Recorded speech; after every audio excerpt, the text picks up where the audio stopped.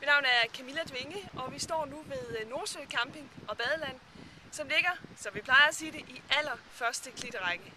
Det specielle ved at være her, det er selvfølgelig, at man ligger så tæt på havet, at man kan høre det. Det vi ser længst ude bagved, det er så fjorden, det er Ringkøbing Fjord. Fantastisk flot, hvor især surfere er glade for at være der, og vandskifolk.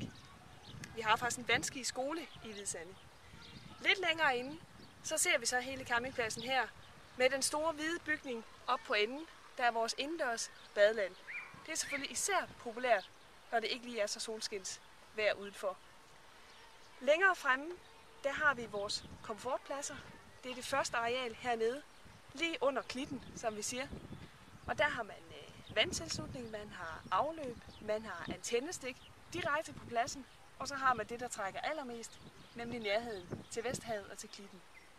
Længere ude til højre, der ser vi så de fredede arealer, som er det, der er med til at gøre campingpladsen så speciel.